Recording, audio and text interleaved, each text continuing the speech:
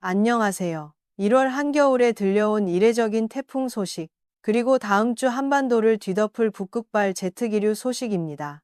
현재 우리나라는 마치 초봄처럼 포근한 기온을 보이고 있습니다. 하지만 이것은 폭풍 전야의 고요함일 뿐입니다. 북쪽에서는 올겨울 들어 가장 강력하고 가장 오래 머무를 거대한 한기 덩어리가 남하할 채비를 마쳤습니다. 오늘 영상은 12분 분량으로 준비했습니다. 먼저 7년 만에 발생한 1월 태풍의 정체와 그것이 우리 날씨에 미칠 영향, 그리고 다음 주 대한 추위가 얼마나 강력할지 지역별 상세 예보와 대비책까지 꼼꼼하게 짚어드리겠습니다. 먼저 현재 기상 상황 분석입니다. 1월 15일 오후 3시 필리핀 동쪽 해상에서 제1호 태풍 노카가 발생했습니다. 한겨울인 1월에 태풍이라니 많이 놀라셨을 겁니다. 통계적으로 1월에 태풍이 발생하는 것은 매우 드문 일입니다. 가장 최근 기록은 2019년 제1호 태풍 파북이었으니 무려 7년 만의 현상입니다.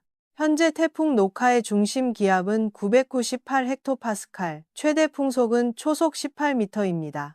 태풍의 커트라인을 갔넘긴 약 강도의 소형 태풍입니다. 다행히 이 태풍이 우리나라로 직접 올라오지는 않습니다.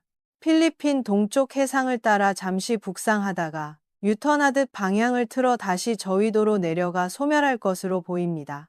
그럼 우리랑 상관없는 것 아닌가요? 라고 생각하실 수 있습니다. 하지만 그렇지 않습니다. 기상학적으로 중요한 의미가 있습니다.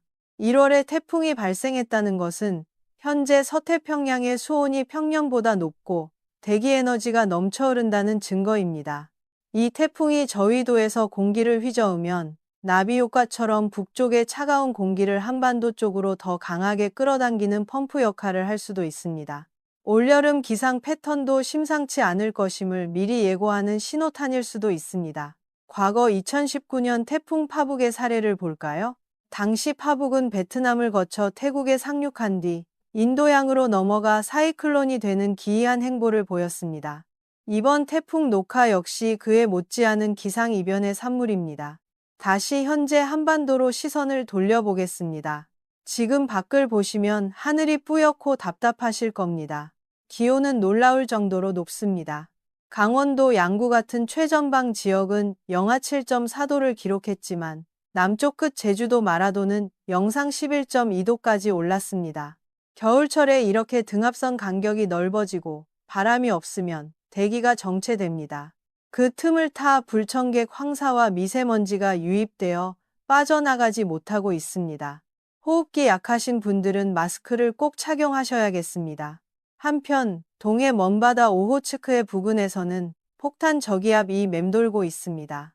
저기압의 무덤이라 불리는 곳이죠. 이 저기압이 쇠약해지면서 그 빈자리를 북서쪽의 차가운 대륙 고기압이 채우러 내려올 준비를 하고 있습니다. 이제 여러분이 가장 걱정하시는 다음 주 날씨입니다. 몽골 북서쪽 시베리아 한복판을 보십시오. 거대한 고기압 덩어리가 웅크리고 있습니다. 시베리아 고기압은 마치 사람이 숨을 쉬듯 팽창과 수축을 반복합니다. 지금은 숨을 들이마시며 힘을 비축하는 수축 단계입니다. 시베리아 벌판의 눈 위에서 복사 냉각으로 차가워진 공기가 차곡차곡 쌓이고 있습니다. 이 냉기 덩어리가 한계치에 도달하면 둑이 터지듯 남쪽으로 쏟아져 내려올 것입니다. 그 시점은 다음 주 월요일 1월 19일입니다.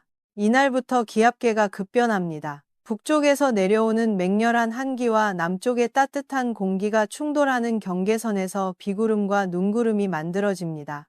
19일에는 중부 지방을 중심으로 비나 눈이 내릴 가능성이 큽니다. 미국 GFS 모델과 유럽 ECMWF 모델은 강수를 예상하고 있지만 독일 ICON 모델은 아직 소극적입니다. 모델 간의 차이가 있지만 확실한 것은 월요일 비가 그친 뒤 기온이 곤두박질 친다는 것입니다. 퇴근길 도로 살얼음, 이른바 블랙 아이스 사고가 우려됩니다. 본격적인 한파는 1월 20일 화요일 절기상 대안부터 시작됩니다. 소안의 얼음이 대안에 녹는다는 속담이 무색하게 이번 대안은 이름값을 제대로 할 것으로 보입니다. 상공 1500m, 850헥토파스칼 일기도를 분석해 보겠습니다. 영하 6도 선은 보통 눈이 내리는 경계로 봅니다. 평소라면 이 선이 중부지방이나 남해안 정도에 걸쳐 있어야 합니다. 그런데 다음 주 예측 모델을 보면 이 영하 6도 선이 제주도를 넘어 중국 상하이, 대만 북부까지 깊숙이 내려갑니다. 말 그대로 북극의 한기가 동아시아 전체를 집어삼키는 형국입니다. 최근 뉴스에서 아프리카 모로코에 눈이 내렸다는 소식 보셨나요? 지구온난화로 인해 제트기류가 약해지면서 북극의 찬 공기가 뱀처럼 구불구불하게 내려오고 있습니다. 이번에는 그 뱀의 머리가 한반도를 향하고 있습니다. 중국 상하이는 눈이 귀한 곳이지만 이런 패턴에서는 폭설로 도시가 마비되곤 합니다. 난방 시설이 없는 대만에서는 동사자가 발생할 정도로 위협적인 추위가 될 수 있습니다. 지역별로 자세히 살펴보겠습니다. 서울과 수도권입니다.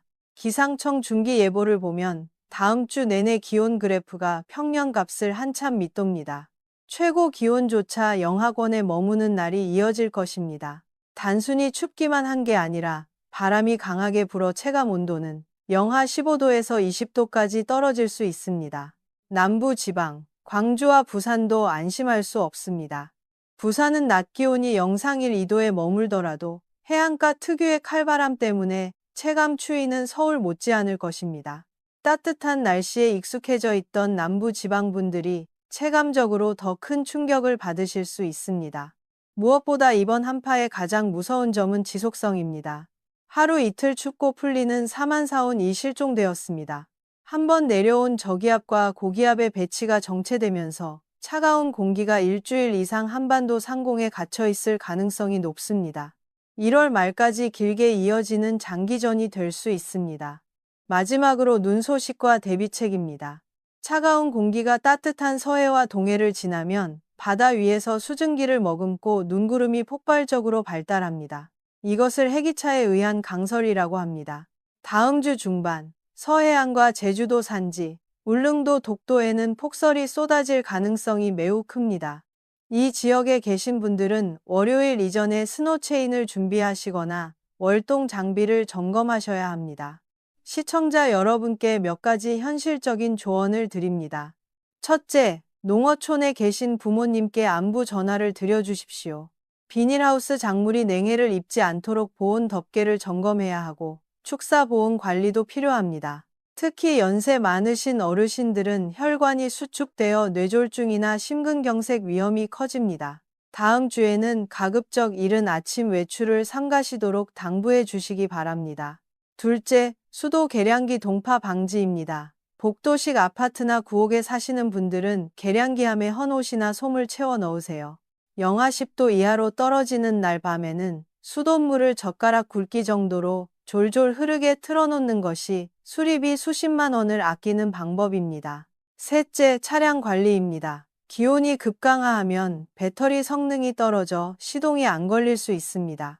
가능하면 지하 주차장을 이용하시고 부득이하게 야외 주차할 때는 보온 커버를 씌우거나 배터리 쪽에 헌 담요를 덮어두는 것도 팁입니다. 부동액 점검도 잊지 마세요. 정리하겠습니다. 지금의 따뜻한 날씨는 이번 주말까지입니다. 19일 월요일 비가 지난 뒤 20일 화요일부터 강력한 북극 한파가 닥칩니다. 이 추위는 일주일 이상 길게 이어질 것입니다. 1월 태풍이 발생하고 아프리카에 눈이 오는 변덕스러운 지구 날씨입니다. 이럴 때일수록 기본을 지키는 대비가 나와 내 가족을 지킵니다. 아직 예보 모델이 유동적입니다. 눈이 정확히 언제, 얼마나 올지는 내일 아침 데이터가 들어오는 대로 다시 분석해서 영상 올리겠습니다. 구독과 알림 설정해 두시면 가장 빠르게 확인하실 수 있습니다. 추위가 오기 전 이번 주말 따뜻하게 보내시고 미리미리 대비하시기 바랍니다. 시청해 주셔서 감사합니다.